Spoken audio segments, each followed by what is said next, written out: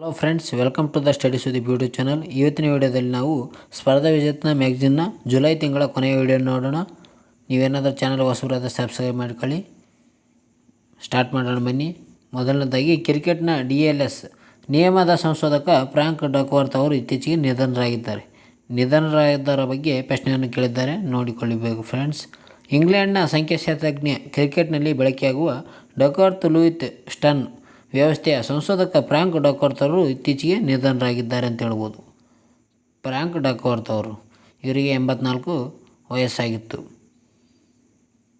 ಅದೇ ರೀತಿಯಾಗಿ ಡಕ್ವರ್ತ್ ರವರ ಸಂಖ್ಯಾಶಾಸ್ತ್ರಜ್ಞ ಟೋನಿ ಲೂಯಿಸ್ ಜೊತೆಗೂಡಿ ಇವರು ಏನು ಮಾಡ್ತಾರೆ ಅಂದರೆ ಡಕ್ವರ್ತ್ ಲೂಯಿಸ್ ನಿಯಮಾವಳಿಗಳನ್ನು ರೂಪಿಸ್ತಾರೆ. 1997ರಲ್ಲಿ ಮೊದಲ ಬಾರಿಗೆ DLS ಮಾದರಿಯನ್ನು ಕ್ರಿಕೆಟ್ಗೆ ಪರಿಚಯಿಸ್ತಾರೆ ಅಂತ ಹೇಳ್ಬೋದು. ಈ ಟೋನಿ ಲೂಯಿಸ್ ಮತ್ತು ಈ ಡಕ್ವರ್ತ್ ರವರು ಇಬ್ಬರು ಸೇರಿಗೆಸಿಂದ 1997ರಲ್ಲಿ ಈ DLS ಮಾದರಿಯನ್ನು ಕ್ರಿಕೆಟ್ಗೆ ಪರಿಚಯ ಮಾಡ್ತಾರೆ. ನಂತರ ಆಸ್ಟ್ರೇಲಿಯಾದ ಸಂಖ್ಯಾಶಾಸ್ತ್ರಜ್ಞ ಸ್ಟೀವನ್ ರವರು 2014ರಲ್ಲಿ ಈ ನಿಯಮಾವಳಿಗಳಿಗೆ ಕೆಲವು ತಿದ್ದುಪಡಿಗಳನ್ನು ಮಾಡ್ತಾರೆ. ಆ ನಂತರ ಇದಕ್ಕೆ ಅವರ ಹೆಸರುಗಳನ್ನು ಸೇರ್ಪಡೆಗೊಳಿಸ್ತಾರೆ. ಏನಪ್ಪ ಅಂತಂದರೆ ಡಕ್ವರ್ತ್ ಲೂಯಿಸ್ ಸ್ಟನ್ ಅಂದರೆ DLS ಅಂತ ಹೇಳ್ಬೋದು ನಾವು. ಇದನ್ನು ಕರೆಯಲಾಗುತ್ತದೆ, ಇವರು ಮೂರು ಜೊತೆಗೂಡಿ ಮಾಡಿದ್ದನ್ನು ಡಕ್ವರ್ತ್ ಲೂಯಿಸ್ ಸ್ಟನ್ನನ್ನು DLS ಎಂದು ಕರೆಯಲಾಗುತ್ತದೆ. ಅದೇ ರೀತಿಯಾಗಿ 2010ರಲ್ಲಿ ಡಕ್ವರ್ತ್ ಲೂಯಿಸ್ ಇಬ್ಬರಿಗೂ ಬ್ರಿಟನ್ನ ಪ್ರತಿಷ್ಠಿತ MBE ಗೌರವ ಲಭಿಸ್ತದೆ ಅಂತ ಹೇಳ್ಬೋದು. ಇಂಪಾರ್ಟೆಂಟ್, ನೋಡಿಕೊಳ್ಳಿ ಫ್ರೆಂಡ್ಸ್. ಮುಂದೆ ನೋಡೋದಾದರೆ ಮುಂಬೈ ಕ್ರಿಕೆಟ್ ಸಂಸ್ಥೆ ಅಧ್ಯಕ್ಷ ಅಮೋಲ್ ಕಾಳೆ ಅವರು ಕೂಡ ನಿಧನರಾಗಿದ್ದಾರೆ, ನೋಡಿಕೊಳ್ಳಿ. ಮುಂಬೈ ಕ್ರಿಕೆಟ್ ಸಂಸ್ಥೆ MCM ಅಧ್ಯಕ್ಷ ಅಮೋಲ್ ಕಾಳೆ ಅವರು ಭಾರತ-ಪಾಕಿಸ್ತಾನ ನಡುವಿನ T20 ವಿಶ್ವಕಪ್ ಪಂದ್ಯವನ್ನು ನ್ಯೂಯಾರ್ಕ್ನಲ್ಲಿ ವೀಕ್ಷಿಸಿದ ಬಳಿಕ ಇವರು ಹೃದಯಾಘಾತದಿಂದ ನ್ಯೂಯಾರ್ಕ್ನಲ್ಲಿ ನಿಧನರಾಗಿದ್ದಾರೆ ಅಂತ ಹೇಳ್ಬೋದು. ಇವರಿಗೆ 47 ವರ್ಷಗಳು ಆಗಿದ್ದವು. ಅದೇ ರೀತಿಯಾಗಿ ಚಂದ್ರನಲ್ಲಿ ನೀರು ಪತ್ತೆ ಹಚ್ಚಿದ ಚಂದ್ರಯಾನ-1 ಯೋಜನೆಯ ನಿರ್ದೇಶಕರಾಗಿರುವ ಶ್ರೀನಿವಾಸ್ ಹೆಗಡೆ ಅವರು ಕೂಡ ಇತ್ತೀಚೆಗೆ ನಿಧನರಾಗಿದ್ದಾರೆ. ನಿಧನರಾದರ ಬಗ್ಗೆ ಪ್ರಶ್ನೆ ಕೇಳ್ತಾರೆ, ನೋಡಿಕೊಳ್ಳಿ ಫ್ರೆಂಡ್ಸ್. ಈ ಶ್ರೀನಿವಾಸ್ ಹೆಗಡೆ ಯಾವುದಕ್ಕೆ ಸಂಬಂಧಿಸಿದರಪ್ಪ ಅಂತಂದರೆ ಚಂದ್ರಯಾನ-1ನಲ್ಲಿ ಇವರು ನಿರ್ದೇಶಕರಾಗಿದ್ದರು. ಇವರಿಗೆ 71 ವಯಸ್ಸಾಗಿತ್ತು ಅಂತ ಹೇಳ್ಬೋದು.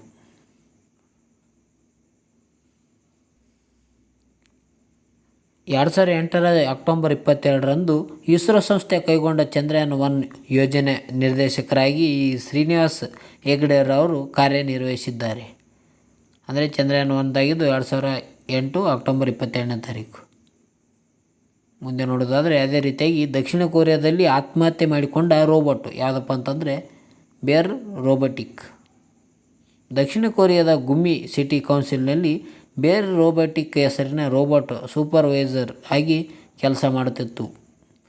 ಈ ರೋಬೋಟ್ ಏನಪ್ಪ ಅಂತಂದರೆ ಸೂಪರ್ವೈಸರ್ಸ್ ಆಗಿ ಪ್ರತಿದಿನ 9 ಗಂಟೆಗಳ ಕಾಲ ಕೆಲಸ ಮಾಡ್ತಿತ್ತು ಅಂತ ಹೇಳ್ಬೋದು. ಇಲ್ಲಿ ಇತ್ತೀಚೆಗೆ ಏನಪ್ಪ ಅಂತಂದ್ರೆ ದಕ್ಷಿಣ ಕೊರಿಯಾದಲ್ಲಿ ಈ ರೋಬೋಟಿಕ್ ಆತ್ಮಹತ್ಯೆ ಮಾಡಿಕೊಂಡಿದೆ ಅಂತ ಹೇಳ್ಬೋದು. ಇದರ ಹೆಸರಪ್ಪ ಕೇಳ್ತಾರೆ ಬೇರ್ ರೋಬೋಟಿಕ್ಸ್.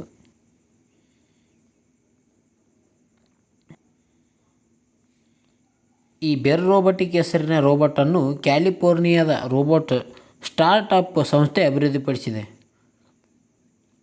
2023ರಲ್ಲಿ ಕಚೇರಿ ಕೆಲಸ ಕಾರ್ಯಗಳಿಗೆ ರೋಬೋಟನ್ನು ನಿಯೋಜನೆ ಮಾಡಲಾಗಿತ್ತು ಅಂತ ಹೇಳ್ಬೋದು. ಈ ಯಾವ ಸಂಸ್ಥೆ ಅಂತ ಕೇಳ್ತಾರೆ, ಕ್ಯಾಲಿಫೋರ್ನಿಯಾದ ರೋಬೋಟ್ ಸ್ಟಾರ್ಟ್ಅಪ್ ಸಂಸ್ಥೆ ಅಭಿವೃದ್ಧಿಪಡಿಸಿದೆ ಇದು ಬೇರ್ ರೋಬೋಟಿಕ್ಕನ್ನು. ಅದೇ ರೀತಿಯಾಗಿ ಹಿರಿಯ ನಟಿ ಸ್ಮೃತಿ ಬಿಸ್ವಾಸ್ ಅವರು ಕೂಡ ನಿಧನರಾಗಿದ್ದಾರೆ. ಇವರಿಗೆ 100ನೇ ವಯಸ್ಸಿನಲ್ಲಿ ಇವರು ಮುಂಬೈನಲ್ಲಿ ನಿಧನರಾಗಿದ್ದಾರೆ ಅಂತ ಹೇಳ್ಬೋದು.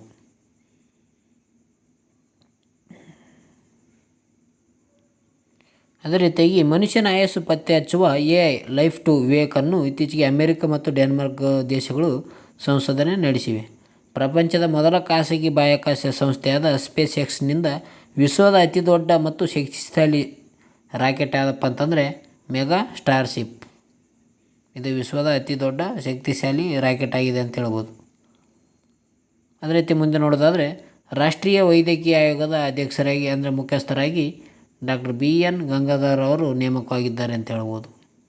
ರಾಷ್ಟ್ರೀಯ ಮಾನಸಿಕ ಆರೋಗ್ಯ ಮತ್ತು ನರವಿಜ್ಞಾನ ಸಂಸ್ಥೆ ನಿಮಾನ್ಸ್ ಮಾಜಿ ನಿರ್ದೇಶಕ ಡಾಕ್ಟರ್ BN ಗಂಗಾಧರ್ ಅವರನ್ನು ಪ್ರಧಾನಮಂತ್ರಿಗಳ ನೇತೃತ್ವದ ನೇಮಕಾತಿ ಸಮಿತಿಯು ಇತ್ತೀಚೆಗೆ ವೈದ್ಯಕೀಯ ಆಯೋಗದ ಮುಖ್ಯಸ್ಥರನ್ನಾಗಿ ನೇಮಕ ಮಾಡಲಾಗಿದೆ. ಯಾರಿಗೆ? ಬಿ ಎನ್ ಗಂಗಾಧರ್ ಅವರಿಗೆ. ಈ ಬಿ ಎನ್ ಗಂಗಾಧರ್ ಅವರು ಮುಂದಿನ 4 ವರ್ಷ ಅಥವಾ 70 ವರ್ಷದ ವಯಸ್ಸಿನವರೆಗೆ, ಅಂದರೆ ಮುಂದಿನ ಆದೇಶ ಬರೋವರೆಗೆ ಇವರು ಅಧಿಕಾರದಲ್ಲಿರ್ತಾರೆ. ಈ ನಿಮ್ಹಾನ್ಸ್ ಸಂಸ್ಥೆಗೆ ಇತ್ತೀಚೆಗೆ ಏನಾಗಿದೆ ಅಂದರೆ ವಿಶ್ವ ಆರೋಗ್ಯ ಸಂಸ್ಥೆ ನೀಡುವ 2024ನೇ ಸಾಲಿನ ನೆಲ್ಸನ್ ಮಂಡೇಲಾ ಪ್ರಶಸ್ತಿಯನ್ನು ನೀಡಲಾಗಿದೆ. ಭಾಳ ಇಂಪಾರ್ಟೆಂಟ್, ಇದು ಪ್ರಶ್ನೆ ಕೇಳ್ತಾರೆ. ನೆಲ್ಸನ್ ಮಂಡೇಲಾ 2024 ಪ್ರಶಸ್ತಿ ಪಡೆದ ಯಾವುದಪ್ಪ ಅಂತಂದರೆ ಸಂಸ್ಥೆ ನಿಮ್ಹಾನ್ಸ್ ಸಂಸ್ಥೆ ಅಂತ ಹೇಳ್ಬೋದು. ಅದೇ ರೀತಿಯಾಗಿ KMCA ಅಧ್ಯಕ್ಷರಾಗಿ ಕೂಡ ಯೋಗಾನಂದ್ ರೆಡ್ಡಿ ಆಯ್ಕೆಯಾಗಿದ್ದಾರೆ ಅಂತ ಹೇಳ್ಬೋದು. SBI ಬೆಂಗಳೂರು ವೃತ್ತದ ಮುಖ್ಯ ಪ್ರಧಾನ ವ್ಯವಸ್ಥಾಪಕರಾಗಿ ಜೈಸ್ವಾಲ್ ಅವರು ಕೂಡ ನೇಮಕವಾಗಿದ್ದಾರೆ. ಭಾರತೀಯ ಸ್ಟೇಟ್ ಬ್ಯಾಂಕ್ ಅಂದರೆ ಬೆಂಗಳೂರು ವೃತ್ತದ ಪ್ರಧಾನ ವ್ಯವಸ್ಥಾಪಕರಾಗಿ ವಿನೋದ್ ಜೈಸ್ವಾಲ್ರವರು ಅಧಿಕಾರ ವಹಿಸಿಕೊಂಡಿದ್ದಾರೆ ಇತ್ತೀಚೆಗೆ. ಅದೇ ರೀತಿಯಾಗಿ ಭಾರತೀಯ ಸ್ಪರ್ಧಾತ್ಮಕ ಆಯೋಗ ಕಾರ್ಯದರ್ಶಿಯಾಗಿ ಇಂದರ್ ಪಾಲ್ ಸಿಂಗ್ ಬಿಂದ್ರಾ ಅವರು ನೇಮಕವಾಗಿದ್ದಾರೆ ಅಂತ ಹೇಳ್ಬೋದು. ಅಂದರೆ ನೇಮಕವಾದರ ಬಗ್ಗೆ ಕೂಡ ಪ್ರಶ್ನೆಗಳನ್ನು ಕೇಳಿದ್ದಾರೆ, ನೋಡಿಕೊಳ್ಳಿ. ಇದು ಅದರಲ್ಲಿ ಇದು ಇಂಪಾರ್ಟೆಂಟ್. ಭಾರತೀಯ ಸ್ಪರ್ಧಾತ್ಮಕ ಆಯೋಗದ ಕಾರ್ಯದರ್ಶಿ ಇಂದ್ರಪಾಲ್ ಸಿಂಗ್ ಬಿಂದ್ರಾ. ಭಾರತೀಯ ಕಂದಾಯ ಸೇವೆ ಅಧಿಕಾರಿ ಇಂದ್ರಪಾಲ್ ಸಿಂಗ್ ಬಿಂದ್ರಾ ಅವರು ಭಾರತೀಯ ಸ್ಪರ್ಧಾತ್ಮಕ ಆಯೋಗ ಕಾರ್ಯದರ್ಶಿಯಾಗಿ ಇತ್ತೀಚೆಗೆ ಅಧಿಕಾರ ವಹಿಸಿಕೊಂಡಿದ್ದಾರೆ ಅಂತ ಹೇಳ್ಬೋದು. ಈ ಭಾರತದ ಸ್ಪರ್ಧಾತ್ಮಕ ಆಯೋಗ ಬಗ್ಗೆ ನೋಡೋದಾದರೆ ಇದು ರಾಷ್ಟ್ರಮಟ್ಟದ ಸ್ಪರ್ಧಾತ್ಮಕತೆಯಲ್ಲಿ ನಿಯಂತ್ರಿಸುವ ಪ್ರಮುಖ ಸಂಸ್ಥೆಯಾಗಿದೆ. ಜೊತೆಗೆ ಇದು ಕಾರ್ಪೊರೇಟ್ ವಿದ್ಯಮಾನದಡಿಯಲ್ಲಿ ಇದು ಕಾರ್ಯನಿರ್ವಹಿಸ್ತದೆ. ಇದು ಶಾಸನಬದ್ಧ ಸಂಸ್ಥೆಯಾಗಿದೆ. 2002ರ ಸ್ಪರ್ಧಾತ್ಮಕ ಕಾಯ್ದೆ ಅನ್ವಯ 2003 ಅಕ್ಟೋಬರ್ 14ರಂದು ಇದನ್ನು ಸ್ಥಾಪನೆ ಮಾಡಲಾಗಿದೆ. ಅಂದರೆ ಸ್ಪರ್ಧಾತ್ಮಕ ಆಯೋಗ ಸ್ಥಾಪನೆಯಾಗಿದ್ದು 2003 ಅಕ್ಟೋಬರ್ 14ನೇ ತಾರೀಕು. ಇದರ ಕೇಂದ್ರ ಕಚೇರಿ ನವದೆಹಲಿಯಲ್ಲಿ ಇದೆ ಅಂತ ಹೇಳ್ಬೋದು. ಪ್ರಸ್ತುತ ಇದರ ಮುಖ್ಯಸ್ಥರು ರವನೀತ್ ಕೌರ್ ಅವರು ಇದ್ದಾರೆ. ಈ ಆಯೋಗವು ಕೇಂದ್ರ ಸರ್ಕಾರದಿಂದ ನೇಮಕಗೊಂಡ ಒಬ್ಬ ಅಧ್ಯಕ್ಷ ಮತ್ತು 6 ಜನ ಸದಸ್ಯರನ್ನು ಒಳಗೊಂಡಿರುತ್ತದೆ. ಸ್ಪರ್ಧಾತ್ಮಕ ಕಾಯ್ದೆಯು ಸ್ಪರ್ಧಾತ್ಮಕ ವಿರೋಧಿ ಒಪ್ಪಂದಗಳನ್ನು ನಿಷೇಧಿಸುತ್ತದೆ ಮತ್ತು ಉದ್ಯಮಿಗಳಿಂದ ಪ್ರಬಲವಾದ ಸ್ಥಾನದ ದುರುಪಯೋಗ ಮತ್ತು ಪ್ರತಿಕೂಲ ಪರಿಣಾಮವನ್ನು ತಡೆಯುವುದಾಗಿದೆ ಇದರ ಸ್ಪರ್ಧಾತ್ಮಕ ಆಯೋಗದ ಉದ್ದೇಶ. ಇತ್ತೀಚೆಗೆ ಯಾರಪ್ಪ ಅಂತಂದರೆ ಕಾರ್ಯದರ್ಶಿಯಾದವರು ಇಂದ್ರಪಾಲ್ ಸಿಂಗ್ ಬಿಂದ್ರಾ. ಬಾಳೆಪಟ್ಟು ನೋಡಿಕೊಳ್ಳಿ. ಅದೇ ರೀತಿಯಾಗಿ ಜಾರ್ಖಂಡ್ನ ಮುಖ್ಯ ಮಂತ್ರಿಗಳಾದವರು ಯಾರಪ್ಪ ಅಂತಂದರೆ ಹೇಮಂತ್ ಸೊರೇನ್ ಪ್ರಮಾಣ ವಚನವನ್ನು ಬೋಧಿಸಿಕೊಂಡಿದ್ದಾರೆ. ಜಾರ್ಖಂಡ್ನ ಮುಕ್ತಿ ಮೋರ್ಚಾ JMM ಕಾರ್ಯಕಾರಿ ಅಧ್ಯಕ್ಷ ಹೇಮಂತ್ ಸೊರೇನ್ರವರು ಜಾರ್ಖಂಡ್ನ ಮುಖ್ಯಮಂತ್ರಿಯಾಗಿ ಪ್ರಮಾಣ ವಚನವನ್ನು ಸ್ವೀಕರಿಸಿದ್ದಾರೆ ಅಂತ ಹೇಳ್ಬೋದು. ಅಲ್ಲಿನ ರಾಜ್ಯಪಾಲರು ಯಾರಪ್ಪ ಅಂದರೆ CP ರಾಧಾಕೃಷ್ಣನ್. ಇವ್ರಕ್ಕಿಂತ ಮೊದಲು ಯಾರಿದ್ದಾರಪ್ಪ ಅಂತಂದರೆ ಚಂಪೈ ಸೊರೇನ್ರವರು ಮುಖ್ಯಮಂತ್ರಿಯಾಗಿ ಇವರಕ್ಕಿಂತ ಮೊದಲಿದ್ದರು ಅಂತ ಹೇಳ್ಬೋದು. ಈಗ ಯಾರಿದ್ದಾರೆ? ಇವರು ಹೇಮಂತ್ ಸೊರೇನ್ರವರು ಜಾರ್ಖಂಡ್ನ ಮುಖ್ಯಮಂತ್ರಿಗಳಾಗಿದ್ದಾರೆ. ಅದೇ ರೀತಿಯಾಗಿ ಮುಂದೆ ನೋಡೋದಾದರೆ ದಕ್ಷಿಣ ಆಫ್ರಿಕಾದ ಅಧ್ಯಕ್ಷರಾಗಿ ಸಿರಿಯಲ್ ರಾಮಫೋಸಾ ಮರು ಆಯ್ಕೆ. ಭಾಳ ಇಂಪಾರ್ಟೆಂಟ್, ನೋಡಿಕೊಳ್ಳಿ ಆಫ್ರಿಕಾದ ಬಗ್ಗೆ. ದಕ್ಷಿಣ ಆಫ್ರಿಕಾದ ಅಧ್ಯಕ್ಷರಾಗಿ ಸಿರಿಯಲ್ ರಾಮಫೋಸರವರು ಇತ್ತೀಚೆಗೆ ಮರು ಆಯ್ಕೆಯಾಗಿದ್ದಾರೆ ಅಂತ ಹೇಳ್ಬೋದು. ಇವರು African national Congress ಪಕ್ಷದವರಾಗಿದ್ದಾರೆ. Serial Ramaphosa ಅವರು ಭಾಳ ಇಂಪಾರ್ಟೆಂಟ್, ನೋಡಿಕೊಳ್ಳಿ. ಅದೇ ರೀತಿಯಾಗಿ ಈ ಸಿರಿಯಲ್ ರಾಮಫೋಸರವರು 2018ರಿಂದ ದಕ್ಷಿಣ ಆಫ್ರಿಕಾದ ಅಧ್ಯಕ್ಷರಾಗಿ ಕಾರ್ಯನಿರ್ವಹಿಸುತ್ತಿದ್ದಾರೆ. ಈಗ ಮತ್ತೆ ಮರು ಆಯ್ಕೆಯನ್ನು ಮಾಡಲಾಗಿದೆ ಸಿರಿಯಲ್ ರಾಮಫೋಸಾ ಅವರನ್ನು. ಅದೇ ರೀತಿಯಾಗಿ ಮುಂದೆ ನೋಡೋದಾದರೆ ನೆದರ್ಲ್ಯಾಂಡ್ ಹೊಸ ಪ್ರಧಾನಿಯಾಗಿ ಡಿಕ್ ಸ್ಕೋಪ್ ಅವರು ನೇಮಕವಾಗಿದ್ದಾರೆ ಅಂತ ಹೇಳ್ಬೋದು. ಇವರಿಗೆ 67 ವರ್ಷ ಆಗಿದ್ದಾವೆ. ಇವರು ಡಚ್ ಸೀಕ್ರೆಟ್ ಸರ್ವಿಸ್ನ ಮಾಜಿ ಮುಖ್ಯಸ್ಥರಾಗಿದ್ದಾರೆ. ಈ ಡಿಕ್ ಸ್ಕೋಪ್ ಅವರು ಈ ನೆದರ್ಲ್ಯಾಂಡ್ನ ಹೇಗ್ನಲ್ಲಿರುವ ರಾಯಲ್ ಹೂಯಿನ್ 10 ಭಾಷಾ ಪ್ಯಾಲೇಸ್ನಲ್ಲಿ ಈ ಕಿಂಗ್ ವಿಲಿಯಮ್ ಅಲೆಕ್ಸಾಂಡರ್ ಅವರಿಂದ ಪ್ರಮಾಣ ವಚನವನ್ನು ಸ್ವೀಕರಿಸಿದ್ದಾರೆ ಅಂತ ಹೇಳ್ಬೋದು. ಈ ನಿರ್ಗಮಿತವಾದ ಪ್ರಧಾನಿ ಯಾರಪ್ಪ ಅಂತಂದರೆ ಮಾರ್ಕ್ ರೂಟೆ. ಇವರು ನ್ಯಾಟೋದ ಮುಂದಿನ ಮಹಾಕಾರ್ಯದರ್ಶಕರಾಗಿ ಆಯ್ಕೆಯಾಗಿದ್ದಾರೆ. ಭಾಳ ಇಂಪಾರ್ಟೆಂಟ್, ನೋಡಿಕೊಳ್ಳಿ. ನ್ಯಾಟೋದ ಬಗ್ಗೆ ನಾವು ಇಂದಿನ ತರಗತಿಯಲ್ಲಿ ನೋಡಿದ್ದೀವಿ. ಮಾರ್ಕ್ ರೂಟೆ ಅವರು ನ್ಯಾಟೋದ ಕಾರ್ಯದರ್ಶಿಯಾಗಿ ನೇಮಕವಾಗಿದ್ದಾರೆ. ಆ ತೆರವಾದ ಸ್ಥಾನಕ್ಕೆ ಈ ನೆದರ್ಲ್ಯಾಂಡ್ನ ಹೊಸ ಪ್ರಧಾನಿಯಾಗಿ ಈ ಡಿಕ್ ಸ್ಕೋಪ್ ಅವರನ್ನು ನೇಮಕ ಮಾಡಲಾಗಿದೆ ಅಂತ ಹೇಳ್ಬೋದು. ಈ ನೆದರ್ಲ್ಯಾಂಡ್ ಬಗ್ಗೆ ನೋಡೋದಾದರೆ ನೆದರ್ಲ್ಯಾಂಡ್ ಇದನ್ನು ಆಲ್ಯಾಂಡ್ ಎಂದು ಕೂಡ ಕರೆಯುತ್ತಾರೆ. ಜೊತೆಗೆ ಇದು ಡಚ್ಚರ್ ಎಂದು ಇಲ್ಲಿರುವ ಜನರನ್ನು ಡಚ್ಚರ್ ಎಂದು ಕರೀತಾರೆ ಅಂತ ಹೇಳ್ಬೋದು. ಇಲ್ಲಿ ನೆದರ್ಲ್ಯಾಂಡ್ ಇರುವ ಜನರನ್ನು. ಈ ನೆದರ್ಲ್ಯಾಂಡ್ನ ರಾಜಧಾನಿ ಯಾವುದಪ್ಪ ಅಂತಂದರೆ ಆಮ್ಸ್ಟರ್ ಡ್ಯಾಮ್ ಅಂತ ಹೇಳ್ಬೋದು. ಅದರ ಜೊತೆಗೆ ನೆದರ್ಲ್ಯಾಂಡ್ನ ಹೇಗ್ನಲ್ಲಿ ಅಂತಾರಾಷ್ಟ್ರೀಯ ನ್ಯಾಯಾಲಯ ಇದೆ. ಅಂದರೆ ಇಂಟರ್ನ್ಯಾಷನಲ್ ಕೋರ್ಟ್ ಆಫ್ ಜಸ್ಟಿಸ್ ಅಂತ ಹೇಳ್ಬೋದು. ನೆದರ್ಲ್ಯಾಂಡ್ನ ಹೇಗ್ನಲ್ಲಿ ಇದರ ನ್ಯಾಯಾಲಯ ಇದೆ ಅಂತ ಹೇಳ್ಬೋದು. ಭಾರತಕ್ಕೆ ವ್ಯಾಪಾರಕ್ಕಾಗಿ ಬಂದ ಯುರೋಪ್ನಲ್ಲಿರುವ ಪೋರ್ಚುಗೀಸರ ನಂತರ ಬಂದ ಡಚ್ಚರು ಎರಡನೇರಾಗಿದ್ದಾರೆ. ಅಂದರೆ ಭಾರತಕ್ಕೆ ಬಂದ ಯುರೋಪ್ನಲ್ಲಿ ಈ ಡಚ್ಚರು ಎರಡನೇದವರಾಗಿದ್ದಾರೆ ಅಂತ ಹೇಳೋದು. ಮೊದಲನೇದು ಪೋರ್ಚುಗೀಸರು ಇದ್ದಾರೆ. ಪೋರ್ಚುಗೀಸರು ಡಚ್ಚರು ಎರಡನೇವರಾಗಿದ್ದಾರೆ. ಮೂರನೇದವರು ಇಂಗ್ಲೀಷರು, ನಾಲ್ಕನೇದು ಫ್ರೆಂಚ್ ಅಂತ ಹೇಳ್ಬೋದು. ಅದೇ ರೀತಿಯಾಗಿ ಡಚ್ಚರು ಭಾರತದಲ್ಲಿ ವ್ಯಾಪಾರ ನಡೆಸಲು 1402ರಲ್ಲಿ ಡಚ್ ಈಸ್ಟ್ ಇಂಡಿಯಾ ಕಂಪನಿಯನ್ನು ಸ್ಥಾಪನೆ ಮಾಡ್ತಾರೆ. ಇವರು ಡಚ್ಚರು 1402ರಲ್ಲಿ important. Dutch East India company ಸ್ಥಾಪನೆ ಇದೆ ಯಾವಾಗ ಅಂತ ಕೇಳ್ತಾರೆ, 1402ರಲ್ಲಿ. ಮುಂದೆ ನೋಡೋದಾದರೆ ಇರಾನ್ನ ಅಧ್ಯಕ್ಷರಾಗಿ ಪೆಜೆಸ್ಕಿಯಾನ್ ಆಯ್ಕೆಯಾಗಿದ್ದಾರೆ. ಇತ್ತೀಚೆಗೆ ಇರಾನ್ನ ಅಧ್ಯಕ್ಷೀಯ ಚುನಾವಣೆಯಲ್ಲಿ ಸುದೀರ್ಘವಾದಿ ನಾಯಕ ಮಸೂದ್ ಪೆಜೆಸ್ಕಿಯಾನ್ ಅವರು ಗೆಲುವು ಸಾಧಿಸಿದ್ದಾರೆ ಅಂತ ಹೇಳ್ಬೋದು. ಇವರಿಗೆ 69 ವಯಸ್ಸಾಗಿದ್ದಾವೆ. ಮಸೂದ್ ಪೆಜೆಸ್ಕಿಯಾನ್ ಇವರು ಸಂಪ್ರದಾಯವಾದಿ ಸಯೀದ್ ಜಲೀಲ್ ರವರು ಸೋಲಿಸಿದ್ದಾರೆ ಅಂತ ಹೇಳ್ಬೋದು ಇವರನ್ನು. ಇರಾನ್ನ ಅಧ್ಯಕ್ಷರಾಗಿದ್ದ ಇಬ್ರಾಹಿಂ ರೈಸಿ ಅವರು ಇತ್ತೀಚೆಗೆ 2024 ಮೇ ತಿಂಗಳಿನಲ್ಲಿ ಹೆಲಿಕಾಪ್ಟರ್ ದುರಂತದಲ್ಲಿ ಮೃತಪಟ್ಟರು ಅಂತ ಹೇಳ್ಬೋದು. ಅವರ ಉತ್ತರಾಧಿಕಾರಿ ಆಯ್ಕೆಯಾಗಿ ಈ ಪೆಜೆಸ್ಕಿಯಾನ್ ಅವರು ಆಯ್ಕೆಯಾಗಿದ್ದಾರೆ. ಅದೇ ರೀತಿಯಾಗಿ ಈ ಇರಾನ್ ದೇಶದ ರಾಜಧಾನಿ ಟೆಹರಾನ್ ಇದೆ. ಈ ಇರಾನ್ ದೇಶದ ಸಂಸತ್ತಿನ ಹೆಸರು ಇರಾನ್ನ ಮಜ್ಲಿಸ್. ಇದು ರಾಷ್ಟ್ರೀಯ ಇರಾನ್ನ ಶಾಸನಸಭೆಯಾಗಿದೆ ಅಂತ ಹೇಳ್ಬೋದು. ಇದು ಏಕೀಕೃತ ಅರೆ ಅಧ್ಯಕ್ಷೀಯ ಗಣರಾಜ್ಯವಾಗಿದೆ ಇರಾನ್ ದೇಶ ಒಂದು. ಇರಾನ್ ದೇಶದ ಅಧಿಕೃತ ಭಾಷೆ ಯಾವುದಪ್ಪ ಅಂತಂದರೆ ಪರ್ಷಿಯನ್.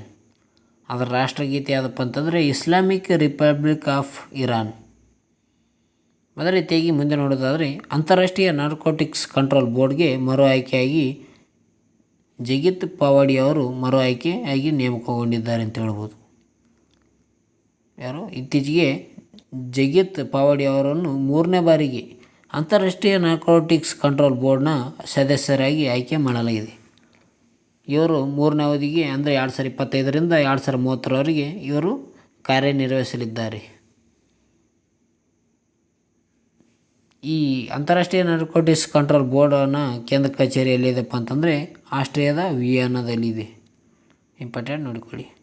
ಅದೇ ರೀತಿಯಾಗಿ ಸಲಿಂಗ ವಿವಾಹ ಕಾನೂನುಬದ್ಧಗೊಳಿಸಿದ ಯಾವುದಪ್ಪ ಅಂತಂದರೆ ದೇಶ ಥೈಲ್ಯಾಂಡ್ನಲ್ಲಿ ಸಂಸತ್ತನ್ನು ಅನುಮೋದನೆ ಮಾಡಿದೆ ಅಂತ ಹೇಳ್ಬೋದು. ಥೈಲ್ಯಾಂಡ್ ದೇಶ ಏನು ಮಾಡಿದೆ ಅಂದರೆ ಸಲಿಂಗ ವಿವಾಹವನ್ನು ಕಾನೂನುಬದ್ಧಗೊಳಿಸಿದೆ. HALನಲ್ಲಿ F414 ಇಂಜಿನನ್ನು ಉತ್ಪಾದನೆಗೆ ಸಂಬಂಧಿಸಿದಂತೆ ಅಮೆರಿಕದ ಜನರಲ್ ಎಲೆಕ್ಟ್ರಿಕಲ್ ಕಂಪನಿಯೊಂದಿಗೆ ಒಪ್ಪಂದವನ್ನು ಕೂಡ ಏರ್ಪಟ್ಟಿದೆ ಅಂತ ಹೇಳ್ಬೋದು. ಮುಂದೆ ನೋಡೋಣ. ಭಾರತೀಯ ವಾಯುಪಡೆಯ ಮೊದಲ ಬಹುರಾಷ್ಟ್ರೀಯ ವಾಯು ಸಮರ ಬಸ್ ಯಾವುದಪ್ಪ ಅಂತಂದರೆ ತರಂಗ್ ಶಕ್ತಿ. ಭಾರತ ತನ್ನ ಮೊದಲ ಬಹುರಾಷ್ಟ್ರೀಯ ವಾಯು ವ್ಯಾಯಾಮ ಇದು ಯಾವುದಪ್ಪ ಅಂತಂದರೆ ತರಂಗ್ ಶಕ್ತಿ ಇತ್ತೀಚೆಗೆ ಆಯೋಜಿಸಲಾಗಿತ್ತು. ಇದು 10 ದೇಶಗಳು ಮತ್ತು ಕೆಲವು ದೇಶಗಳು ವೀಕ್ಷಕ ದೇಶಗಳಾಗಿವೆ ಇಲ್ಲಿ ಭಾಗವಹಿಸ್ತವೆ. ಇತ್ತೀಚೆಗೆ ಏನಾಗಿದೆ ಅಂದರೆ ಅಮೆರಿಕ ದೇಶ ಏನು ಮಾಡಿತ್ತಂದರೆ ಅಲಾಸ್ಕಾದಲ್ಲಿ ರೆಡ್ ಫ್ಲ್ಯಾಗ್ ವ್ಯಾಯಾಮವನ್ನು ಆಯೋಜಿಸಿತ್ತು.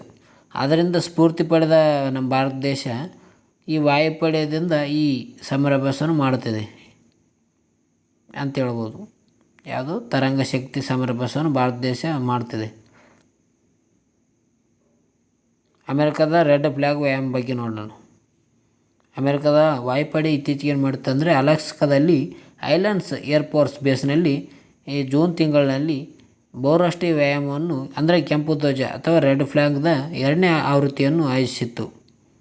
ಇದರಲ್ಲಿ ಭಾರತೀಯ ವಾಯುಪಡೆ ಕೂಡ ಭಾಗವಹಿಸಿದ್ದು ಅಂತ ಹೇಳ್ಬೋದು. ಯುದ್ಧ ವಿಮಾನಗಳು ಅದರಿಂದ ಸ್ಫೂರ್ತಿ ಪಡೆದು ಭಾರತೀಯ ವಾಯುಪಡೆ ಏನು ಮಾಡಿದೆ ಅಂದರೆ ಈ ತರಂಗ್ ಶಕ್ತಿಯನ್ನು ವ್ಯಾಯಾಮವನ್ನು ಆಯೋಜಿಸಿದೆ ಅಂತ ಹೇಳ್ಬೋದು. ಯಾವುದು ತರಂಗ್ ಶಕ್ತಿ ಭಾರತ ಆಯೋಜಿಸಿದೆ. ವಾಯುಪಡೆ ಭಾಳ ಇಂಪಾರ್ಟೆಂಟ್. ವಾಯುಪಡೆ ಆರಂಭಿಸಿದೆ. ಒಟ್ಟಿನಲ್ಲಿ ಇದು 2 ಹಂತದ ಸಮರಾಭ್ಯಾಸ ಆಗಿದೆ. ಅದೇ ರೀತಿಯಾಗಿ ಈ ಫ್ರಾನ್ಸ್ ಡಸಾಲ್ಟ್ ಕಂಪನಿ ನಿರ್ಮಿತ ರಫೇಲ್ ಯುದ್ಧ ವಿಮಾನಗಳು ಸಿಂಗಾಪುರ್ ಮತ್ತು ಅಮೆರಿಕದ ವಿಮಾನಗಳೊಂದಿಗೆ ಜಂಟಿ ಸಮರಾಭ್ಯಾಸದಲ್ಲಿ ಈ ಸಮರಾಭ್ಯಾಸದಲ್ಲಿ ಭಾಗವಹಿಸಿದವು ಅಂತ ಹೇಳ್ಬೋದು. ಅದು ರೆಡ್ ಫ್ಲ್ಯಾಗ್ ಸಮರಾಭ್ಯಾಸ. ಮುಂದೆ ನೋಡೋದಾದರೆ, ಮೊದಲ ಬಾರಿಗೆ ಹೆಚ್ಚುವರಿ ಭದ್ರತಾ ಸಲಹೆಗಾರರಾಗಿ ಮತ್ತು ಉಪ ರಾಷ್ಟ್ರೀಯ ಸಲಹೆಗಾರರಾಗಿ ನೇಮಕವನ್ನು ಮಾಡಲಾಗಿದೆ. ಇತ್ತೀಚೆಗೆ ಯಾರ್ಯಾರಿಗಪ್ಪ ಅಂತಂದರೆ, ಹೆಚ್ಚುವರಿ ರಾಷ್ಟ್ರೀಯ ಭದ್ರತಾ ಸಲಹೆಗಾರರಾಗಿ ರಾಜೇಂದರ್ ಖನ್ನಾ ಅವರನ್ನು ನೇಮಕ ಮಾಡಲಾಗಿದೆ. ಜೊತೆಗೆ ಉಪ ಭದ್ರತಾ ಸಲಹೆಗಾರರಾಗಿ TV ರವಿಚಂದ್ರನ್ ಅವರನ್ನು ನೇಮಕ ಮಾಡಲಾಗಿದೆ. ಇಂಪಾರ್ಟೆಂಟ್ ನೋಡಿಕೊಳ್ಳಿ. ಇದೇ ಮೊದಲ ಬಾರಿಗೆ ಈ ಹೆಚ್ಚುವರಿ ರಾಷ್ಟ್ರೀಯ ಭದ್ರತಾ ಸಲಹೆಗಾರರ ಹುದ್ದೆಗೆ ನೇಮಕ ಮಾಡಲಾಗಿದೆ ಅಂತ ಹೇಳ್ಬೋದು. ಇದು ಮೊದಲೆಲ್ಲ ಖಾಲಿ ಇರ್ತಿತ್ತು, ಈಗ ನೇಮಕ ಮಾಡಲಾಗಿದೆ ಹೆಚ್ಚುವರಿ ರಾಷ್ಟ್ರೀಯ ಭದ್ರತಾ ಸಲಹೆಗಾರರಾಗಿ. ಅದೇ ರೀತಿಯಾಗಿ ಈ ಭದ್ರತಾ ಸಲಹೆಗಾರರಾಗಿ ಪ್ರಸ್ತುತ ಯಾರಿದ್ದಾರಪ್ಪ ಅಂತಂದರೆ, ಅಜಿತ್ ದೋವಲ್ ಅವರು ಭದ್ರತಾ ಸಲಹೆಗಾರರಾಗಿ ಕಾರ್ಯನಿರ್ವಹಿಸುತ್ತಿದ್ದಾರೆ ಅಂತ ಹೇಳ್ಬೋದು. ಕೇಂದ್ರ ಸರ್ಕಾರವು ರಾಷ್ಟ್ರೀಯ ಭದ್ರತಾ ಸಲಹೆಗಾರರಾದ ಅಜಿತ್ ದೋವಲ್ ಅವರನ್ನು 3ನೇ ಬಾರಿಗೆ ರಾಷ್ಟ್ರೀಯ ಭದ್ರತಾ ಸಲಹೆಗಾರರಾಗಿ ಮತ್ತೊಮ್ಮೆ ನೇಮಿಸಿದೆ. ಈ ಹೆಚ್ಚುವರಿ ರಾಷ್ಟ್ರೀಯ ಭದ್ರತಾ ಸಲಹೆಗಾರರು ಮತ್ತು ಉಪ ಭದ್ರತಾ ಸಲಹೆಗಾರರು ಇಬ್ಬರು ಕೂಡ ಈ ರಾಷ್ಟ್ರೀಯ ಭದ್ರತಾ ಸಲಹೆಗಾರರ ಜೊತೆ ಕಾರ್ಯನಿರ್ವಹಿಸ್ತಾರೆ ಅಂತ ಹೇಳ್ಬೋದು. ಅಜಿತ್ ದೋವಲ್ ಜೊತೆ ಈ ಇಬ್ಬರು ವ್ಯಕ್ತಿಗಳು ಅಂದರೆ ಹೆಚ್ಚುವರಿ ರಾಷ್ಟ್ರೀಯ ಭದ್ರತಾ ಸಲಹೆಗಾರರಾಗಿ ಆಯ್ಕೆಯಾದ ರಾಜೇಂದ್ರ ಖನ್ನಾ ಆಗಿರಬಹುದು, ಜೊತೆಗೆ ಉಪ ಭದ್ರತಾ ಸಲಹೆಗಾರರಾಗಿ ಆಯ್ಕೆಯಾದ TV ರವಿಚಂದ್ರನ್ ರವರು ಕೂಡ, ಇವರಿಬ್ಬರು ಕೂಡ ಈ ಅಜಿತ್ ದೋವಲ್ ಜೊತೆ ಕೆಲಸವನ್ನು ನಿರ್ಮಿಸ್ತಾರೆ. ಮುಂದೆ ನೋಡೋದಾದರೆ, ಪರಮಾಣು ಶಸ್ತ್ರಾಸ್ತ್ರಗಳಲ್ಲಿ ಪಾಕಿಸ್ತಾನವನ್ನು ಹಿಂದಿಕ್ಕಿ ಭಾರತ ಮುಂದಿದೆ ಅಂತ ಹೇಳ್ಬೋದು. ಇದನ್ನು ಸಿಪ್ರಿಯಲ್ಲಿ ಹೇಳಿದೆ, ವರದಿ ಹೇಳಿದೆ. ಸಿಪ್ರಿ ಜಾಗತಿಕ ಮಟ್ಟದಲ್ಲಿ ಪರಮಾಣು ಶಸ್ತ್ರಾಸ್ತ್ರಗಳನ್ನು ಅಭಿವೃದ್ಧಿಪಡಿಸುವ ರಾಷ್ಟ್ರಗಳಲ್ಲಿ ಭಾರತ ಪಾಕಿಸ್ತಾನವನ್ನು ಹಿಂದಿಕ್ಕಿದೆ ಎಂದು ಇತ್ತೀಚೆಗೆ ಸ್ಟಾಕ್ಹೋಮ್ನಲ್ಲಿ ಅಂತಾರಾಷ್ಟ್ರೀಯ ಶಾಂತಿ ಸಂಶೋಧನಾ ಸಂಸ್ಥೆಯಾಗಿರುವ ಸಿಪ್ರಿ ವರದಿಯನ್ನು ನೀಡಿದೆ ಅಂತ ಹೇಳ್ಬೋದು. ಅಂದರೆ ಪಾಕಿಸ್ತಾನಕ್ಕಿಂತ ನಾವು ಮುಂದಾಗಿ ಈ ಶಸ್ತ್ರಾಸ್ತ್ರಗಳನ್ನು ತಯಾರಿ ಮಾಡ್ತೇವೆ ಅಂತ ಹೇಳ್ಬೋದು ಭಾರತ. ಈ ವರದಿಯಲ್ಲಿ ಉಲ್ಲೇಖಿಸಲಾಗಿರುವ ವಿವಿಧ ರಾಷ್ಟ್ರಗಳ ಬಗ್ಗೆ ನೋಡೋಣ. ಅಣ್ವಸ್ತ್ರ ಹೊಂದಿರುವ ದೇಶಗಳು ನೋಡೋದಾದರೆ, ರಷ್ಯಾ ದೇಶ ಮೊದಲ ಸ್ಥಾನದಾಗ ಅದ, ಅಂದರೆ 5580 ಅಣ್ವಸ್ತ್ರಗಳನ್ನು ಹೊಂದಿದೆ. ಎರಡನೇ ಸ್ಥಾನದಲ್ಲಿ ಅಮೆರಿಕ ಇದೆ, ಅಂದರೆ 5044 ಅಣ್ವಸ್ತ್ರ ಶಸ್ತ್ರಾಸ್ತ್ರಗಳನ್ನು ಹೊಂದಿದೆ. ಅದೇ ರೀತಿ ಮೂರನೇದು ಚೀನಾ 500 ಹೊಂದಿದೆ. ಫ್ರಾನ್ಸ್ 290 ಶಸ್ತ್ರಾಸ್ತ್ರಗಳನ್ನು ಹೊಂದಿದೆ. UK ಇದು 225 ಶಸ್ತ್ರಾಸ್ತ್ರಗಳನ್ನು ಹೊಂದಿದೆ. ನಮ್ಮ ಭಾರತ ದೇಶ 172 ಶಸ್ತ್ರಾಸ್ತ್ರಗಳನ್ನು ಹೊಂದಿದೆ. ಪಾಕಿಸ್ತಾನ 170 ಶಸ್ತ್ರಾಸ್ತ್ರಗಳನ್ನು ಹೊಂದಿದೆ ಅಂತ ಹೇಳ್ಬೋದು. ಅಂದರೆ ಪಾಕಿಸ್ತಾನಕ್ಕಿಂತ 2 ಹೆಚ್ಚಿಗೆ ಅಷ್ಟೇ ಇದ್ದಾವೆ ನಾವು. ಅಂದರೆ ಸಿಪ್ರಿ ವರದಿ ಪ್ರಕಾರ ಪ್ರಸ್ತುತ ಭಾರತದಲ್ಲಿ 172 ಪರಮಾಣುಗಳು ಶಸ್ತ್ರಗಳನ್ನು ಹೊಂದಿದೆ ಅಂತ ಹೇಳ್ಬೋದು. 2023ರಲ್ಲಿ ನಮ್ಮ ಭಾರತ ದೇಶದಾಗ ಒಟ್ಟು 164 ಪರಮಾಣು ಅಣ್ವಸ್ತ್ರ ಇದ್ದವು. ಈಗ ಭಾರತ 8 ಹೊಸ ಅಣ್ವಸ್ತ್ರವನ್ನು ಸಿಡಿತಲೆಗಳನ್ನು ಅಭಿವೃದ್ಧಿಪಡಿಸಿದೆ. ಅಂದರೆ 2023ದಾಗ ಒಟ್ಟು 164 ಇದ್ದವು, ಈಗ 172 ಆಗ್ಯಾವ. 8 ಹೆಚ್ಚಿಗೆ ತಯಾರಿ ಮಾಡಿದೆ ಅಂತ ಹೇಳ್ಬೋದು. ಇನ್ನೂ ಹೆಚ್ಚಿಗೆ ತಯಾರಿ ಮಾಡ್ತಾಯಿದೆ ನಮ್ಮ ಭಾರತ ದೇಶ. ಮುಂದೆ ನೋಡೋಣ. 2023-24ನೇ ಸಾಲಿನ ರಕ್ಷಣಾ ಕ್ಷೇತ್ರಕ್ಕೆ ಉತ್ಪಾದನಾ ಮೌಲ್ಯ ಅಮೌಂಟ್ ಎಷ್ಟು ಅಂದರೆ 1.27 ಲಕ್ಷ ಕೋಟಿ ರೂಪಾಯಿಗಳಷ್ಟು ಹಣವನ್ನು ಪಡೆದುಕೊಂಡಿದೆ. 2023-24ನೇ ಸಾಲಿನ ಸಂಬಂಧಿಸಿದಂತೆ ರಕ್ಷಣಾ ಕ್ಷೇತ್ರದಲ್ಲಿನ ಉತ್ಪಾದನೆ ಮೌಲ್ಯ ದಾಖಲೆ ಗರಿಷ್ಠ 1.27 ಲಕ್ಷ ಕೋಟಿ ರೂಪಾಯಿಗಳನ್ನು ತಲುಪಿದೆ ಅಂತ ಹೇಳ್ಬೋದು. ಜೊತೆಗೆ ಮೇಕ್ ಇನ್ ಇಂಡಿಯಾ ಕಾರ್ಯಕ್ರಮದ ಅಡಿಯಲ್ಲೂ ಕೂಡ ಉತ್ಪಾದನೆಯಲ್ಲಿ ಹೊಸ ಮೇಲುಗರನ್ನು ದಾಟಿದೆ. ನೋಡಿಕೊಳ್ಳಿ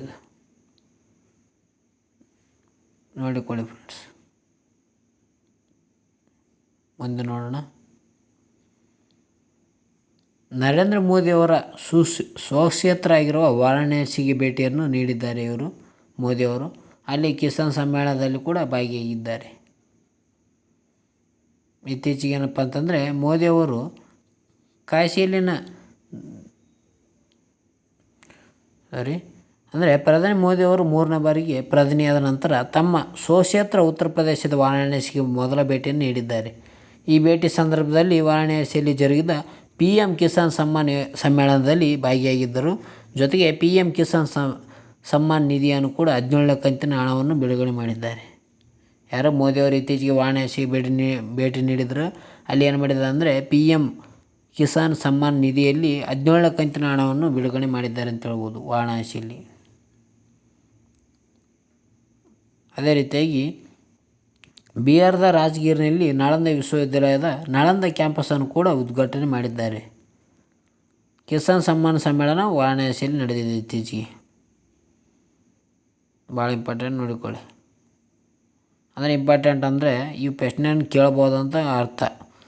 ವಾರಣಾಸಿ ಎಲ್ಲಿ ನಡೀತು ಅಂತ ಕೇಳ್ತಾರೆ. ಕಿಸಾನ್ ಸಮ್ಮಾನ್ ಸಮ್ಮೇಳನ ಇತ್ತೀಚೆಗೆ ಎಲ್ಲಿ ನಡೀತು ಅಂದರೆ ವಾರಣಾಸಿಯಲ್ಲಿ ನಡೀತು ಅಂತ ಹೇಳ್ಬೇಕು. ಅಂದರೆ ಟಿಕ್ ಮಾರ್ಕ್ ಹಾಕ್ಬೇಕು ನಾವು. ಅಂದರೆ ಇತ್ತೀಚೆಗೆ ವಾರಣಾಸಿಯಲ್ಲಿ ಕಿಸಾನ್ ಸಮ್ಮಾನ್ ಸಮ್ಮೇಳನ ಜರುಗಿದ್ದು, ಆ ಸಮ್ಮೇಳನದಲ್ಲಿ ಪ್ರಧಾನಿ ಮೋದಿ ಅವರು ಹಲವಾರು ಕೃಷಿ ಸಾಧಕರಿಗೆ ಸನ್ಮಾನಿಸಿದರು. ಇದೇ ಸಂದರ್ಭದಲ್ಲಿ ಭಾರತದ ಆಹಾರ ಪದಾರ್ಥಗಳು ಜಾಗತಿಕ ಮಟ್ಟದಲ್ಲಿ ಬೇಡಿಕೆ ಇರುವುದು ಪ್ರಸ್ತಾಪವನ್ನು ಕೂಡ ಮಾಡಿದ್ದಾರೆ ಅಂತ ಹೇಳ್ಬೋದು. ಅದೇ ರೀತಿಯಾಗಿ ಸಮ್ಮಾನ ಸ್ವೀಕರಿಸಿದ ಕರ್ನಾಟಕದ ಯಾರಪ್ಪ ಅಂತಂದರೆ ಉತ್ತರ ಕನ್ನಡ ಜಿಲ್ಲೆಯ ಯಲ್ಲಾಪುರದ ಕೃಷಿ ಸಾಧಕಿ ಶ್ರೀ ಲಲಿತಾ ಹೆಗಡೆ ಅವರು ಕೂಡ ಅಲ್ಲಿ ಭಾಗವಹಿಸಿದ್ದಾರೆ ಕರ್ನಾಟಕದಿಂದ. ಶಿವರಾಜ್ ಸಿಂಗ್ ಚೌಹಾಣ್ ರವರಿಂದ ಪ್ರಮಾಣವಚನ ಸ್ವೀಕರಿಸಿದ ಕಲಬುರಗಿಯ ಅನುಷಾ ಅವರು ಕೂಡ ಅಲ್ಲಿ ಅಂತ ಹೇಳ್ಬೋದು. ಕಲಬುರಗಿ ಜಿಲ್ಲೆಯ ಸೇಡಂ ತಾಲೂಕಿನ ಮೋತಪಲ್ಲಿಯ ಕೃಷಿ ಸಖಿ ಅನುಷಾ ಅವರಿಗೆ ಕೂಡ ಕೇಂದ್ರ ಸಚಿವ ಶಿವರಾಜ್ ಸಿಂಗ್ ಚೌಹಾಣ್ ರವರಿಂದ ಪ್ರಮಾಣವಚನ ವಿತರಿಸಿದರು ಅಂತ ಹೇಳ್ಬೋದು. ಈ ಕೃಷಿ ಸಖಿ ಯೋಜನೆ ಬಗ್ಗೆ ನೋಡೋದಾದರೆ ಇದು ಗ್ರಾಮೀಣ ಭಾಗದ ಮಹಿಳೆಯರ ಸಬಲೀಕರಣಕ್ಕಾಗಿ ಲಖ್ಪತಿ ದೀದಿ ಕಾರ್ಯಕ್ರಮದ ಭಾಗವಾಗಿ ಆರಂಭಿಸಲಾಗಿದೆ. ಈ ಯೋಜನೆ ಇದು ಗ್ರಾಮೀಣ ಭಾರತದಲ್ಲಿ ಮಹಿಳೆಯರನ್ನು ಸಬಲೀಕರಣಗೊಳಿಸುವ ಮೂಲಕ ಕೃಷಿ ಸುಖಿಯರನ್ನಾಗಿಸುವುದು ಇದರ ಉದ್ದೇಶವಾಗಿದೆ ಅಂತ ಹೇಳ್ಬೋದು. ಈ ಕೃಷಿ ಸಖಿ ಯೋಜನೆ ಬಗ್ಗೆ ಇದು ನೋಡಿಕೊಳ್ಳಬೇಕಾದ್ರೆ ಕೃಷಿ ಸಖಿ ಸಂವಾದ ಕಾರ್ಯಕ್ರಮದ ಬಗ್ಗೆ ನೋಡಿಕೊಳ್ಳಿ. ಈ ಡ್ರೋನ್ ದೀದಿ ಕಾರ್ಯಕ್ರಮ ನೋಡೋದಾದರೆ ಇದು ಮಹಿಳಾ ಸ್ವಸಹಾಯ ಗುಂಪುಗಳಿಗೆ ಕೃಷಿಗೆ ಬಳಕೆಯಾಗುವ ಡ್ರೋನ್ಗಳನ್ನು ನೀಡಿ ಅವರಿಂದ ರೈತರಿಗೆ ಡ್ರೋನ್ಗಳನ್ನು ಬಾಡಿಗೆ ರೂಪದಲ್ಲಿ ನೀಡುವ ಯೋಜನೆಯಾಗಿದೆ ಅಂತ ಹೇಳ್ಬೋದು. ಅಂದರೆ ಈ ಡ್ರೋನ್ ದೀದಿ ಕಾರ್ಯಕ್ರಮ ಡ್ರೋನ್ಗೆ ಸಂಬಂಧಿಸಿದೆ. ಕೃಷಿಕರಿಗೆ ರೈತರಿಗೆ ಸಹಾಯವಾಗಲು ಈ ಡ್ರೋನ್ ದೀದಿ ಕಾರ್ಯಕ್ರಮವನ್ನು ಆಯೋಜಿಸಲಾಗಿದೆ ಅಂತ ಹೇಳ್ಬೋದು. ಮುಂದೆ ನೋಡೋಣ. ಪ್ರಧಾನಮಂತ್ರಿ ಕುಸುಮ ಬೆಳಗಾವಿ ಜಿಲ್ಲೆ ಅತಿ ಹೆಚ್ಚು ಅರ್ಜಿಗಳನ್ನು ಸಲ್ಲಿಕೆ ಮಾಡಿದೆ ಅಂತ ಹೇಳ್ಬೋದು. ರೈತರ ಆದಾಯವನ್ನು ದ್ವಿಗುಣಗೊಳಿಸುವ ಉದ್ದೇಶದಿಂದ ಕೇಂದ್ರ ಸರ್ಕಾರ ಈ ಪಿ ಎಮ್ ಕುಸುಮ ಯೋಜನೆಯನ್ನು ಜಾರಿಗೊಳಿಸಿದೆ.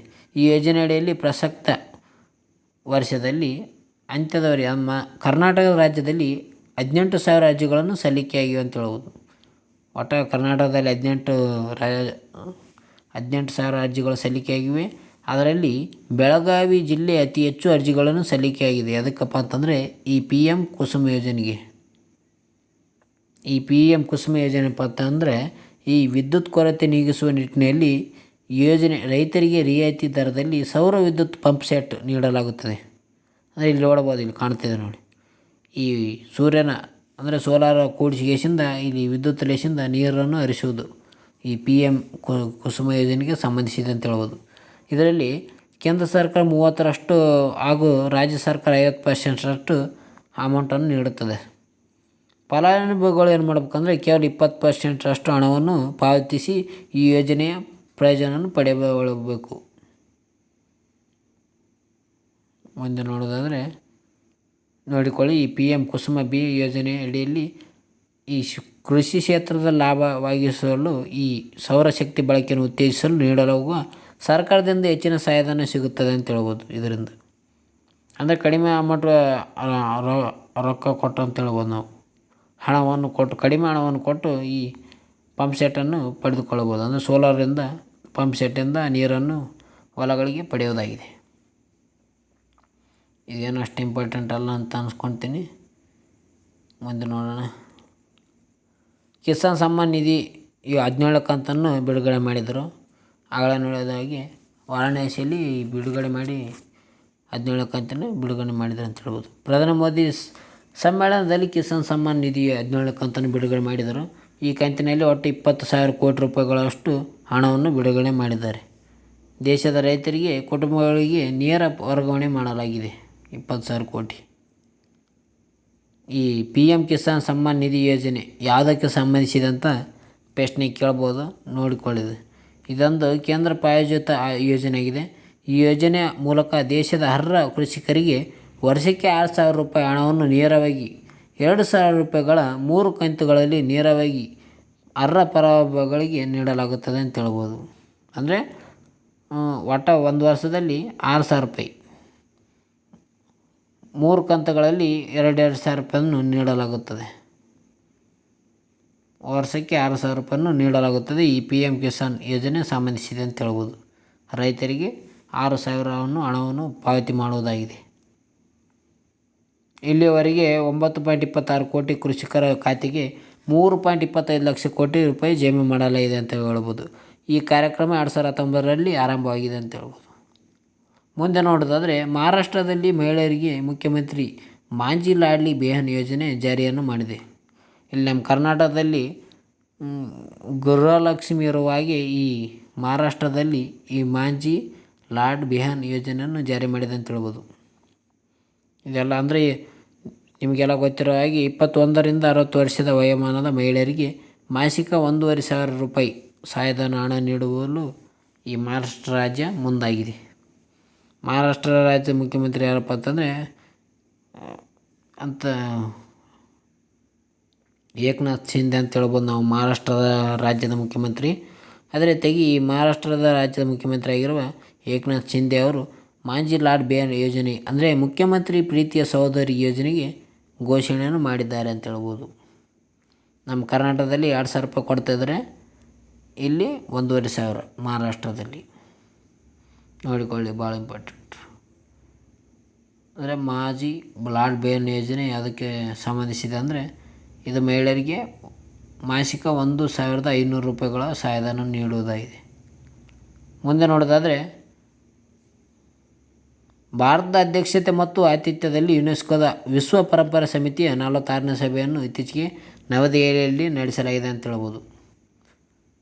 ಯುನೆಸ್ಕೋ ವಿಶ್ವ ಪರಂಪರೆ ಸಮಿತಿಯ 46ನೇ ಅಧಿವೇಶನ ಇತ್ತೀಚೆಗೆ ಈ ಜುಲೈ 21ರಿಂದ 31ರವರೆಗೆ ನವದೆಹಲಿಯಲ್ಲಿ ನಡೆದಿದೆ. ಈ ಅಧಿವೇಶನದ ಅಧ್ಯಕ್ಷತೆಯನ್ನು ಭಾರತ ವಹಿಸಿದೆ. ಈ ಅಧಿವೇಶನವನ್ನು ಭಾರತ ಆಯೋಜಿಸುತ್ತಿದೆ ಎಂದು ಯುನೆಸ್ಕೋದ ಭಾರತದ ಕಾಯಂ ಪ್ರತಿನಿಧಿಯಾಗಿ ರಾಯಭಾರಿಯಾದ ವಿಶಾಲ್ ವಿ ಶರ್ಮಾ ಅವರು ಘೋಷಿಸಿದ್ದಾರೆ ಅಂತ ಹೇಳ್ಬೋದು. ಅಂದರೆ ಯುನೆಸ್ಕೋದಲ್ಲಿ ಭಾರತದ ಕಾಯಂ ರಾಯಭಾರಿ ಯಾರಪ್ಪ ಅಂತಂದರೆ ವಿಶಾಲ್ ವಿ ಶರ್ಮಾ. ಈ ವಿಶ್ವ ಪರಂಪರೆ ಸಮಿತಿ ಇದು 21 ಸದಸ್ಯ ರಾಷ್ಟ್ರಗಳ ಪ್ರತಿನಿಧಿಗಳನ್ನು ಒಳಗೊಂಡಿದೆ.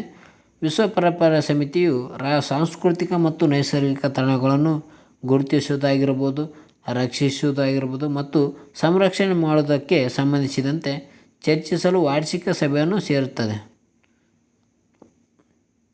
ಇದು ರಕ್ಷಿಸೋದಾಗಿರ್ಬೋದು, ಸಂರಕ್ಷಣೆ ಮಾಡೋದಕ್ಕೆ ಇದು ಒಟ್ಟು ವಾರ್ಷಿಕ ಸಭೆಯನ್ನು ಸೇರ್ತದೆ ಅಂತ ಹೇಳ್ಬೋದು ಯುನೆಸ್ಕೋ. ಅದೇ ಮುಂದೆ ನೋಡೋದಾದರೆ, ಕೇಂದ್ರ ಸಂಸ್ಕೃತಿ ಸಚಿವಾಲಯದಿಂದ ಪರಿಯೋಜನೆಯನ್ನು ಬಿಡುಗಡೆ ಮಾಡಲಾಗಿದೆ. ಅಂದರೆ ಪ್ರಾಜೆಕ್ಟ್ ಪರಿ ಅಂತ ಹೇಳ್ಬೋದು. ಯಾವುದು ಕೇಂದ್ರ ಸಂಸ್ಕೃತಿ ಸಚಿವಾಲಯ, ಯಾವ ಸಚಿವಾಲಯ ಅಂತ ಕೇಳ್ಬೋದು ಪ್ರಶ್ನೆ, ನೋಡಿಕೊಳ್ಳಿ. ಪ್ರಾಜೆಕ್ಟ್ ಪರಿ. ಈ ಕಾರ್ಯಕ್ರಮವನ್ನು ಲಲಿತ ಕಲಾ ಅಕಾಡೆಮಿ ಮತ್ತು ನ್ಯಾಷನಲ್ ಗ್ಯಾಲರಿ ಆಫ್ ಮಾಡರ್ನ್ ಆರ್ಟ್ಸ್ನವರು ಕಾರ್ಯಗತಗೊಳಿಸುತ್ತಿದ್ದಾರೆ. ಇದನ್ನು ಈ ಪ್ರಾಜೆಕ್ಟ್ ಪರಿಯ ಮೊದಲ ಸಭೆಯು 2024 ಜುಲೈ 21ರಿಂದ 31ರವರೆಗೆ ನವದೆಹಲಿಯಲ್ಲಿ ಜರುಗಲಿದೆ. ಇದು ನವದೆಹಲಿಯಲ್ಲಿ ವಿಶ್ವ ಪರಂಪರೆ ಸಮಿತಿಯ 46ನೇ ಅಧಿವೇಶನ ಜರುಗುವ ಸಂದರ್ಭದಲ್ಲಿ ಜರುಗಲಿದೆ ಅಂತ ಹೇಳ್ಬೋದು. ವಿಶ್ವಸಂಸ್ಥೆ 46ನೇ ಸಭೆ ಅಧಿವೇಶನ ಎಲ್ಲಿ ನಡೀತಂದರೆ ನವದೆಹಲಿ. ಅದರ ಜೊತೆಗೆ ಈ ಪರಿಯೋಜನೆ ಕೂಡ ಅದರ ಅಲ್ಲೇ ನಡೆದಿದೆ ಅದೇ ದಿನ. ಇದು ಕಲೆಗಳನ್ನು, ಸಾರ್ವಜನಿಕ ಬೀದಿಗಳನ್ನು, ಉದ್ಯಾನಗಳಂಥ ಸಾರ್ವಜನಿಕ ಸ್ಥಳಗಳನ್ನು ಪ್ರದರ್ಶಿಸುವುದು ಮತ್ತು ಸಾಂಸ್ಕೃತಿಕ ಮೌಲ್ಯಗಳನ್ನು ಪ್ರಚಾರಪಡಿಸುವುದು ಇದರ ಮುಖ್ಯ ಗುರಿಯಾಗಿದೆ ಅಂತ ಹೇಳ್ಬೋದು. ಈ ಪ್ರಾಜೆಕ್ಟ್ ಪರಿಯದ ಉದ್ದೇಶ. ಈ ಪ್ರಾಜೆಕ್ಟ್ ಯೋಜನೆ ವ್ಯಾಪ್ತಿಯನ್ನು ಕೊಟ್ಟಿದ್ದಾರೆ, ನೋಡಿಕೊಳ್ಳಿ. ಅದೇ ರೀತಿಯಾಗಿ ಈ ಯೋಜನೆ ಅಡಿಯಲ್ಲಿ ತಯಾರಾಗುತ್ತಿರುವ ವಿವಿಧ ದೇಶಗಳ ಪ್ರಮುಖ ಕಲೆಗಳನ್ನು ಕೊಟ್ಟಿದ್ದಾರೆ. ಜೊತೆಗೆ ಇಲ್ಲಿ ರಾಜ್ಯಗಳನ್ನು ಕೊಟ್ಟಿದ್ದಾರೆ, ನೋಡಿಕೊಳ್ಳಿ. ದೇಶದ ರಾಜ್ಯಗಳು ಅಂದರೆ ಪೇಂಟಿಂಗ್ಗಳು ಯಾವುದಕ್ಕಪ್ಪ ಅಂತಂದರೆ ರಾಜಸ್ಥಾನದಲ್ಲಿ ನಾವು ಕಾಣಬಹುದು. ತಾಂಗ್ಲಕ ಪೇಂಟಿಂಗ್ ಇದು ಸಿಕ್ಕಿಂ ಅಥವಾ ಲಡಾಖ್ನಲ್ಲಿ ನಾವು ನೋಡಬಹುದು. ಇದು ಚಿಕ್ಕಣಿ ಚಿತ್ರಕಲೆ, ಇದು ಹಿಮಾಚಲ ಪ್ರದೇಶಕ್ಕೆ ಸಂಬಂಧಿಸಿದೆ. ಗೊಂಡ ಕಲೆ ಇದು ಮಧ್ಯಪ್ರದೇಶದ್ದು. ತಂಜಾವೂರು ಪೇಂಟಿಂಗ್ ತಮಿಳುನಾಡುದು, ಕಲಂಕಾರಿ ಆಂಧ್ರ ಪ್ರದೇಶ, ಅಲ್ಫೋನೋ ಕಲೆ ಪಶ್ಚಿಮ ಬಂಗಾಳ, ಅದೇ ರೀತಿಯಾಗಿ ಜೆರಿಯಾಲ್ ಚಿತ್ರಕಲೆ ತೆಲಂಗಾಣ ಆಗಿರ್ಬೋದು. ಅದೇ ರೀತಿಯಾಗಿ ವಾರ್ಲಿ, ಈ ವಾರ್ಲಿ ಸಂಬಂಧಿಸಿರುವುದು ಮಹಾರಾಷ್ಟ್ರ ರಾಜ್ಯಕ್ಕೆ. ಪಿತೋರ ಕಲೆ ಇದು ಗುಜರಾತ್ದು, ಐಪಾನ್ ಇದು ಉತ್ತರಾಖಂಡದ್ದು, ಕೇರಳ ಭಿತ್ತಿ ಚಿತ್ರಗಳು ಇದು ಕೇರಳದು. ಅದೇ ರೀತಿಯಾಗಿ ಅಲ್ಪನ ಕಲೆ ಇದು ತ್ರಿಪುರದ ಅಂತ ಹೇಳ್ಬೋದು. ಅದೇ ರೀತಿಯಾಗಿ ಪ್ರಮುಖ ಮಾಹಿತಿಯನ್ನು ನೋಡೋದಾದರೆ ಭಾರತದ 8 ಶಾಸ್ತ್ರೀಯ ನೃತ್ಯಗಳ ಬಗ್ಗೆ ನೋಡೋದಾದರೆ ಈ ಭರತನಾಟ್ಯ ಸಂಬಂಧಿಸಿರೋದು ಎಲ್ಲಪ್ಪ ಅಂತಂದರೆ ತಮಿಳುನಾಡು. ಭರತನಾಟ್ಯ ತಮಿಳುನಾಡಲ್ಲಿ ನೋಡ್ಬೋದು ನಾವು. ಕೂಚಿಪುಡಿ ಇದು ಆಂಧ್ರ ಪ್ರದೇಶದಲ್ಲಿ ನೋಡ್ಬೋದು. ಕಥಕ್ಕಳಿ ಇದು ಪುರುಷರ ಆಡುವ ನೃತ್ಯವಾಗಿದೆ. ಇದು ಕೇರಳ ರಾಜ್ಯದಲ್ಲಿ ನಾವು ಕಾಣಬಹುದು. ಮೊಹಿನಿಯಾಟ್ಟಂ ಇದು ಕೂಡ ಮಹಿಳೆಯರು ಆಡುವ ನೃತ್ಯವಾಗಿದೆ. ಇದು ಕೇರಳದಲ್ಲಿ ಕಾಣಬಹುದು. ಒಡಿಶಾ. ಸತ್ರಿಯ ಇದು ಅಸ್ಸಾಂನಲ್ಲಿದೆ. ಕಥಕ್ ಇದು ಉತ್ತರ ಭಾರತ ಮತ್ತು ಮಣಿಪುರಿ ಇದು ಮಣಿಪುರದಲ್ಲಿ ನಾವು ಕಾಣಬಹುದು. ಇವು ಭಾರತದ ಒಟ್ಟು 8 ಶಾಸ್ತ್ರೀಯ ನೃತ್ಯಗಳಾಗಿವೆ ಅಂತ ಹೇಳ್ಬೋದು ನಾವು. ಭರತನಾಟ್ಯ ಆಗಿರ್ಬೋದು, ಕೂಚಿಪುಡಿ ಆಗಿರ್ಬೋದು, ಕಥಕ್ಕಳಿ ಆಗಿರ್ಬೋದು, ಮೊಹಿನಿಯಾಟ್ಟಂ ಆಗಿರ್ಬೋದು, ಒಡಿಶಿ, ಸತ್ರಿಯ, ಕಥಕ್ ಮತ್ತು ಮಣಿಪುರಿಯನ್ನು ಒಟ್ಟು 8 ಶಾಸ್ತ್ರೀಯ ನೃತ್ಯಗಳಾಗಿವೆ ಭಾರತ. ಓಕೆ ಫ್ರೆಂಡ್ಸ್, ಇಲ್ಲಿಗೆ ಜುಲೈ ತಿಂಗಳ ಸ್ಪರ್ಧಾ ವಿಜೇತ ಮ್ಯಾಗಝಿನ್ ಕಂಪ್ಲೀಟ್ ಆಗಿದೆ. ನಿಮ್ಗೇನಾದರೂ ಈ ವಿಡಿಯೋ ಇಷ್ಟ ಆಗಿತ್ತಂದರೆ ಕಾಮೆಂಟ್ ಮೂಲಕ ತಿಳಿಸಿ. ಇಷ್ಟ ಆಗಲಿ ಕೂಡ ಕಾಮೆಂಟ್ ಮೂಲಕ ತಿಳಿಸಿ. ನಿಮ್ಮ ಅಭಿಪ್ರಾಯವನ್ನು ವ್ಯಕ್ತಪಡಿಸಿ. ಎಲ್ಲರೂ ಸರಿಯಾದ ರೀತಿಯಲ್ಲಿ ಓದಿಕೊಳ್ಳಿ. ಏನಾರ ಸ್ವಲ್ಪ ತಪ್ಪಾದರೆ ಕ್ಷಮಿಸಿ. ಎಲ್ಲರಿಗೂ ಗುಡ್ ಲಕ್ ಫ್ರೆಂಡ್ಸ್. ಎಲ್ಲರಿಗೂ ಬಾಯ್. ಕಾಮೆಂಟ್ ಮೂಲಕ ನಿಮ್ಮ ಅಭಿಪ್ರಾಯವನ್ನು ತಿಳಿಸಿ. ಎಲ್ಲರೂ ಪೂರ್ತಿ ವಿಡಿಯೋನ ನೋಡಿ, ಯಾರು ನೋಡಿಲ್ಲೋ. Bye friends.